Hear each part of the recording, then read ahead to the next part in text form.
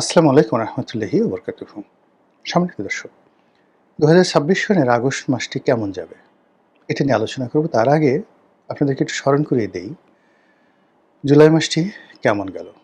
আজকে বৃহস্পতিবার, জুলাই মাসের ৩০ তারিখ। এই সময় এই ভিডিওটি করছি। আমি বেশ কয়েকটি ভিডিও সেই গত এপ্রিল, জুন থেকেই আমি বেশ কয়েকটা ভিডিও করছি। এর আগেও শেখ হাসিনার জমানাতে করেছি একাধিকবার। ইউনূস সাহেবের জমানাতে করেছি, তারেক রহমান সাহেবের জমানাতেও কয়েকটি ভিডিও করেছি, যার শিরোনাম ছিল কখন পালাবেন, কিভাবে পালাবেন, কোথায় পালাবেন, এই শিরোনাম দিয়ে। তারপর অনেকগুলো শিরোনাম করেছি প্রকৃতিকে নিয়ে, যে রাজনীতি প্রকৃতি দ্বারা নিয়ন্ত্রিত হয়। গ্রহ নক্ষত্র বৃহস্পতি আপনার পক্ষে না থাকলে সমস্যা তৈরি হয়। অনেকগুলো ভিডিও করেছি, যে ভিডিওগুলোর মধ্যে আমি সবসময় বলার চেষ্টা করেছি আমাদের দেশের কোন কোন মাসে কী কী রাজনৈতিক বিবর্তন ঘটে এবং কী কী পরিণতি ডেকে নিয়ে আসে বাঙালির জীবন। এই কথাগুলো আমি বলেছি। আবার আপনাদেরকে স্মরণ করে দেই যে এই আগের ভিডিওগুলো যেটা বলেছে যে আমাদের দেশের যত অঘটন, সেই অঘটনের যে পরিস্থিতি, প্রেক্ষাপট, এগুলো ধূমায়িত হয় জুলাই মাসে। নমুনা তৈরি হয় চারিদিকে, দানা বেঁধে ওঠে, ঢেউ পড়ে চারিদিকে। আপনি বুঝতে পারবেন জোয়ার আসছে বা ভাটা চলছে। আপনি বুঝতে পারবেন যে সামনে জুলাই মাস দেখে আপনি বুঝতে পারবেন কালবৈশাখী নাকি সাইক্লোন নাকি সুনামি কি আঘাত হানবে। আর এই যে জুলাই মাসে যা কিছু সিমটম হয়, এটা বেসিক্যালি ঘটে যায় আগস্ট মাসে। আর আগস্ট মাসে যে ঘটনাটা ঘটে যায়, ঘটার পর ওঠার একটা ফল, আপনি ঘটনাগুলো পরীক্ষা দিলেন, পরীক্ষার ফলটা, এই ফলটা প্রকাশিত হয় সেপ্টেম্বর মাসে। এজন্য আমি আমার মতো করে আমি বলার চেষ্টা করছি জুলাই, আগস্ট এবং সেপ্টেম্বর, এই ৩টি মাস প্রতি বছরই আমাদের রাজনীতির জন্য, অর্থনীতি না, অন্য কোনো কিছু না, আমাদের রাজনীতির জন্য একটি ট্রায়াঙ্গেল, ত্রিভুজ, একটি বারমুদা ট্রায়াঙ্গেলের মতো, একটি ব্ল্যাক হোল।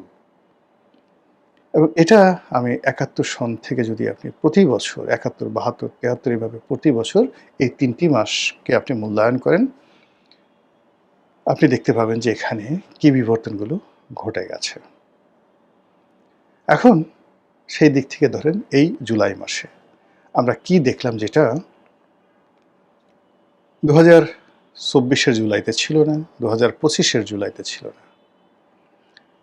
এই জুলাইতে আমি দেখলাম বা আমরা দেখলাম এনসিপির সঙ্গে, যাকে বলা হয় সাধারণ মানুষের একটা বিরাট দূরত্ব তৈরি হয়ে গেছে, যেটা গত বছর ছিল না, গত বছর শুরু হয়েছিল। এই সময়টিতে আমরা দেখলাম যে এনসিপির যে সকল নেতৃবৃন্দ রাষ্ট্রীয় প্রোটোকল পেত, পুলিশের কাছ থেকে, মিলিটারি থেকে, সরকার থেকে, এটা এবছর শূন্য হয়ে গেছে। এবছর আমরা নতুন করে দেখলাম যে এই ১৭ বছরের মধ্যে প্রথম ছাত্রদল, যুবদল, বিএনপির যারা লোকজন, তারা মারমুখী হয়ে গেছে, লড়াকু হয়ে গেছে এবং বাটাম দেওয়া যাকে বলা হয়। এটা আমি আরও বেশ কয়েক মাস আগ থেকে বলে আসছি যে বিএনপি এভাবে চুপ থাকবে না, তারা প্রতিশোধ নেবে, হাতে, পায়ে, মুখে, শব্দে, যেখানে যেখানে। এবং এটা তারেক রহমান সাহেব তো দূরের কথা, আমি এই কথা তারেক রহমান সাহেব নন, স্বয়ং তারেক রহমান সাহেবকে আমি ২০১৮-১৯ সনে বলেছি যে ভাই আপনি আসবেন, কিন্তু এই সমাজে বিএনপি, আওয়ামী লীগ, বিএনপি, জামাত, এদের মধ্যে এত বেশি, যাকে বলা হয় কাদা ছোড়াছুড়ি হয়েছে, এত বেশি সংঘাত এবং এত বেশি দুঃখ, কষ্ট, বেদনা, ঘা তৈরি হয়েছে যে আপনি তো দূরের কথা, স্বয়ং প্রেসিডেন্ট জিয়াউর রহমানও যদি আসেন, আপনারা নিয়ন্ত্রণ করতে পারবেন না। এই ঘটনাগুলো ঘটবে এবং এই ঘটনাগুলো ঘটার ক্ষেত্রে ঘটে যাবে, তারপরে আপনি কীভাবে পরিস্থিতি সামাল দেবেন সেটি নিয়ে চিন্তা করেন, কিন্তু আপনি ঘটনা থামাতে পারবেন না। এই কথাগুলো আমি তাকে 2019 সনে বলেছি জনাব তারেক রহমান সাহেবকে। তিনি বললেন যে, "রনি ভাই বলেন কি? এটি কেন হবে?" আমি বললাম যে, "এটা তো হলো আপনার ৫ থেকে ৬ কোটি লোক বিএনপি করে। এখন প্রতিটি জায়গাতে এই যে যেমন এখন হবিগঞ্জে যে ঘটনা ঘটলো, আপনার কাছে কি মনে হয় সালাউদ্দিন সাহেব শিখিয়ে দিয়েছে? রাশেদ শিখিয়ে দিয়েছে? তারেক রহমান সাহেব শিখিয়ে দিয়েছে? ওখানে অটো, ইট হ্যাপেন্ড অটো। আবার তারা এই যে যাকে বলা হয় সিলেটের গোলাপগঞ্জ, গোলাপগঞ্জে গিয়ে তারা আবার লাঞ্ছিত হলো। এটি কি তাকে কেউ শিখিয়ে দিয়েছে? কখনো শিখিয়ে দেয়নি। এখন এভাবে যদি তারা ফেঞ্চুগঞ্জে যায়, এইভাবে যদি তারা শায়েস্তাগঞ্জে যায়, নারায়ণগঞ্জে যায়, মানে প্রতিটি জায়গাতেই কতগুলো সমস্যা তৈরি হয়ে আছে। BNP versus Jamaat, Jamaat versus Awami League, Awami League versus BNP, BNP versus NCP, এরকম প্রতিটি রাজনৈতিক দলেরই এই সমস্যাগুলো তৈরি হয়ে গেছে এবং এগুলো অটো প্লে হতে থাকবে। এবং এই জুলাই মাসে বিএনপির ওই যে এনসিপির ওই ঘটনা দেখলাম, তারা মার খাচ্ছে, প্রতিবাদ করতে পারছে না, বাধাপ্রাপ্ত হচ্ছে, তাদের কণ্ঠ দুর্বল হয়ে গেছে, তারা আত্মসমর্পণের ভঙ্গিতে, এবং তারা এখন কিংকর্তব্য বিমূঢ়। তাদের যারা প্রমোটার দেশে এবং দেশের বাইরে, তারা হতবিহ্বল হয়ে পড়েছে।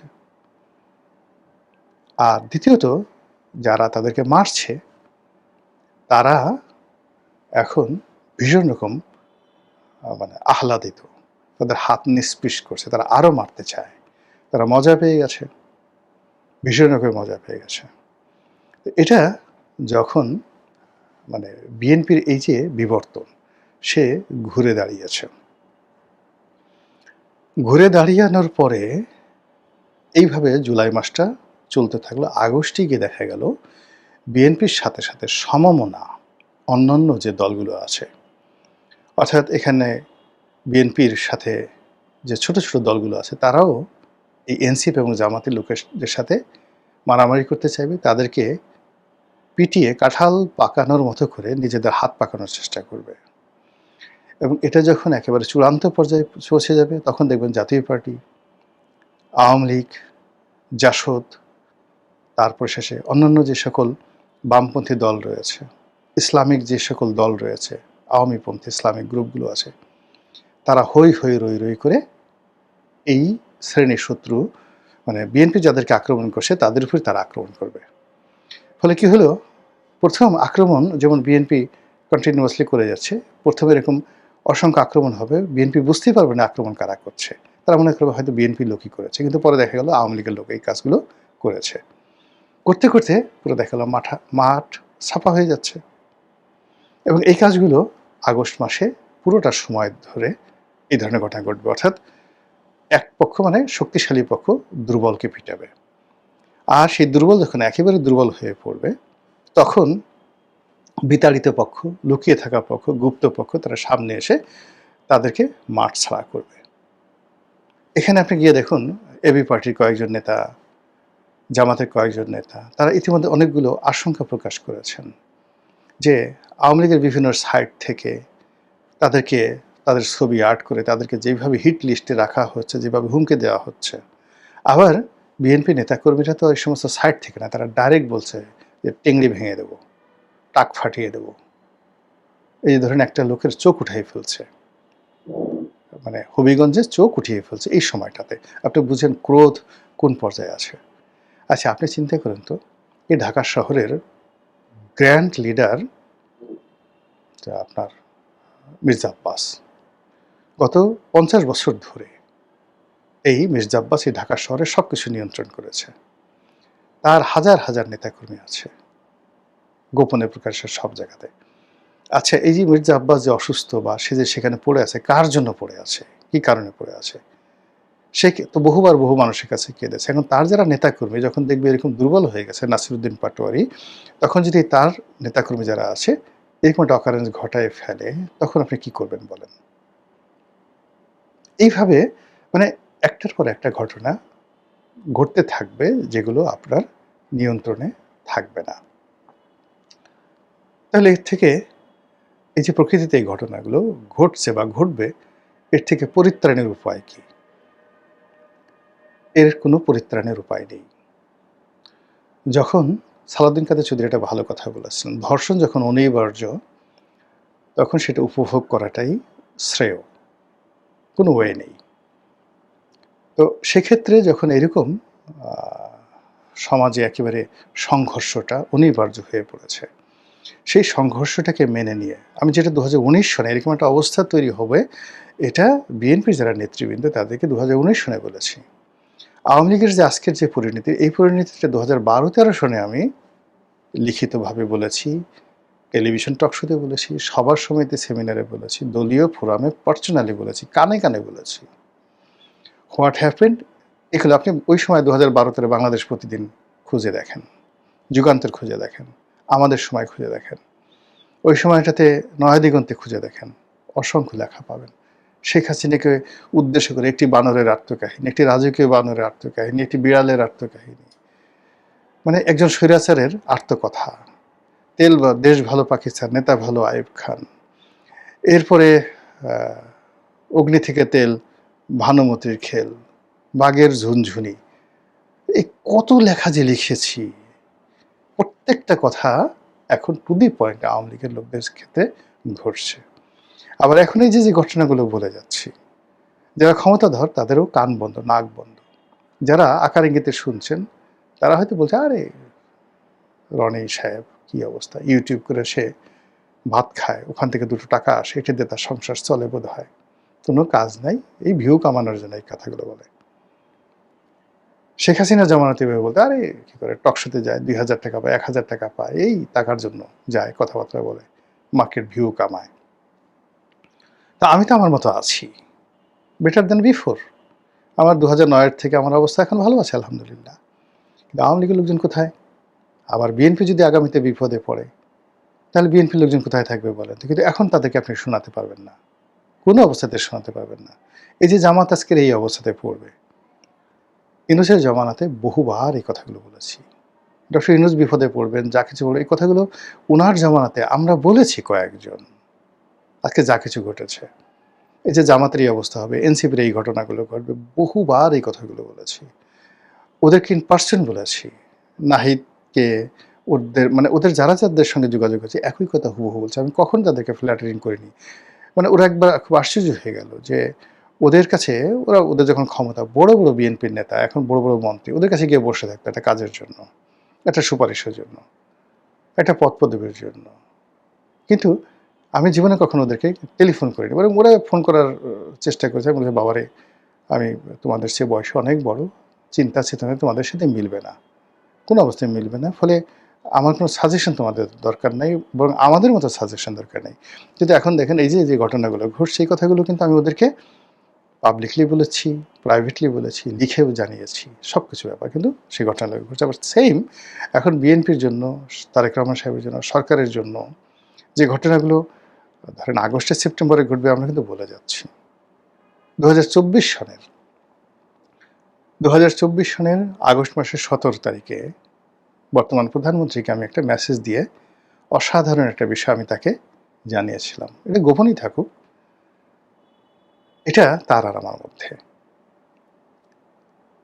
এখন সেরকম ঘটনা যদি আবার ঘটে, তো তিনি নিজেকে কি করে প্রবোধ দিবেন, আল্লাহকে কি করে জবাব দেবেন, আমার কাছে বা উনি কি বলবেন? আমি তো তাকে জানিয়েছিলাম 2024 সনের আগস্ট মাসের 17 তারিখে। তো এরকম অনেকগুলো, মানে মানুষ যখন একটা স্রোতের পক্ষে থাকে, বাতাসের পক্ষে থাকে, চাঁদনি রাতে থাকে, জোয়ার থাকে, বসন্তকালে থাকে, তখন তার পাগল হয়ে যায় মন, সে কোনো কিছু চিন্তা করছে না। কিন্তু এই যে এখন যা কিছু মানে জুলাই মাসে ঘটলো, সেটা জামাতের এমপির ব্যক্তিগত যৌনতা, বিএনপির মন্ত্রীর ব্যক্তিগত যৌনতা, এখানে হিজড়ার সাথে সেই ডাকসু নেতার কেলেঙ্কারি, ওখানে রাকসু মানে রাজশাহী ইউনিভার্সিটির যে ছাত্র সংসদের জিএস আম্বারের আচরণ, মানে এই যে এনসিপি বিভিন্ন জায়গাতে গিয়ে তাদের গাড়ি ঘোড়া ভাঙা হচ্ছে এবং লোকজন তাদের এই দুরবস্থা দেখে হাসাহাসি করছে, ট্রল করছে, সবাই আলহামদুলিল্লাহ বলছে, সুবহানাল্লাহ বলছে, ভালো ভালো বেয়াদব বলছে তাদেরকে, এরকমই হওয়া উচিত। এই সময়টাতে লতিফ সিদ্দিকীর বিরুদ্ধে মামলা হতে হবে, তাকে গ্রেপ্তার করতে হবে, এই সময়ের মধ্যে শাহাবুদ্দিন চুপ্পু, এই জুলাই মাসের মধ্যে শাহাবুদ্দিন চুপ্পুকে কেন বাদ দিতে হবে? এটা তো জুন মাসে করা যেত, আরও আগে করা যেত, জুলাই মাসে কেন করতে হবে? আমি তো মানে ঘটনা হলো কি, যখন আপনার কাছে কোনো ফেতনা আসে, ফ্যাসাদ আসে, বিপদ বিপত্তি আসে, যেগুলো আপনার নিয়ন্ত্রণে না, you cannot do anything, but প্রকৃতি এরকম ঘটনা ঘটেছে। যেমন করোনার সময় আমরা কী করেছি? আইসোলেশন করেছি, দরজা বন্ধ করে ঘরে থেকেছি। যখন এরকম পরিস্থিতি হয় তখন ঝামেলায় জড়াতে হয় না, দরজা বন্ধ রাখতে হয়, নিজের জায়গায় হতে হয়। কিন্তু সরকার দেখা গেল যে এই সময়টাতে অস্থির হয়ে পড়েছে। এই সময়টাতে তার পে স্কেল বাস্তবায়ন করতে হবে। এই সময়টাতে তার ভারত থেকে যে সার্জিও গোর, ট্রাম্পের বন্ধু, তাকে বাংলাদেশে আসার সুযোগ দিতে হবে। এই সময় তার বৈঠক করা লাগবে। এই জুলাই মাসেই তার এনসিপির সাথে বিরোধ করা লাগবে, জুলাই মাসে আওয়ামী লীগের সাথে বিরোধ করা লাগবে, এই জুলাই মাসে চুপ্পুকে বাদ দিতে হবে, এই জুলাই মাসে তার এই কাজগুলো করতে হবে। মানে যেহেতু প্রকৃতি বিরূপ, বর্ষাকালে মানুষ এমনিতে ঘর থেকে বের হয় না, আপনি বের হলে ভিজবেনই। কে আপনাকে ছাতি নিয়ে আবার আপনি বিনা কারণে আপনি ঘর বের হয়েছেন কেন? তো এই জুলাই মাসে যে ঘটনাগুলো ঘটছে প্রত্যেকটা ক্ষেত্রে, সচিবালয়ে যা কিছু ঘটছে, ক্যান্টনমেন্টে ঘটেছে, বিচারালয়ে ঘটেছে, প্রত্যেকটা জিনিসেরই ফলাফল হবে আগস্ট মাস, মানে আউটপুটটা আসবে, যাকে বলা হয় দৃশ্যমান, ফুলে ফুলে শোভিত হবে আগস্ট মাসে। আর আগস্ট মাসে সেইগুলো সেপ্টেম্বরে হবে। এখন যেহেতু জুলাই মাসে আপনি যে কাজগুলো করছেন তার ফল তো আপনাকে ভোগ করতেই হবে, অবশ্যই আপনাকে ফল ভোগ করতে হবে। এটা যেটা বলছিলাম, যেটা অ্যাভয়েড করা যাবে না। এটা অ্যাভয়েড করা যেত আপনি যদি জুন মাসে, এপ্রিল মে জুন মাসে, তখনই আপনার দরজাগুলো বন্ধ করতেন যে এই 3টা মাস আমি কিচ্ছু করব না। শুধু একটা সময় দেখেন আল্লাহ কত সুন্দর বলছে যে তার রাসূলকে বলতেছে, হে রাসূল, আপনার উপর আমার যে দিন, এটা আমি পূর্ণতা দিয়েছি। এই সময়টাতে আপনি আর কোনো কিছু করেন না। আপনার প্রতি যে নিয়ামত দেওয়া হয়েছে এটা শুকরগুজার করুন এবং তওবা ইস্তিগফার পড়তে থাকুন। মানে যখন মানুষের সুসময় আসে তখন এটাকে সেলিব্রেট করতে হয়, ঝামেলায় জড়াতে হয় না। আর মানুষের যখন দুঃসময় আসে নড়াচড়া করতে হয় না। সূরা বালির মধ্যে পড়লে মানুষ যত নড়বে তত বেশি গভীরে যাবে। এ তো প্রাচীন কথা। তো সেই দিক থেকে আপনি দেখেন সরকার, এনসিপি, অন্যান্য দলগুলো যেভাবে একটার পর একটা ঝামেলায় জুলাই মাসে করলো, এর ফলাফল কি আগস্ট মাসে আসবে না? অবশ্যই আসবে। আর সেই ফলাফলটা সেপ্টেম্বর মাসে গিয়ে কীভাবে পূর্ণতা পায়, শুধু আজকের এই ভিডিওটা স্মরণ করুন এবং সেপ্টেম্বর মাসে আবার আপনাদের সঙ্গে দেখা হবে এই বিষয় নিয়ে। আসসালামু আলাইকুম ওয়া রাহমাতুল্লাহি ওয়া বারাকাতুহু।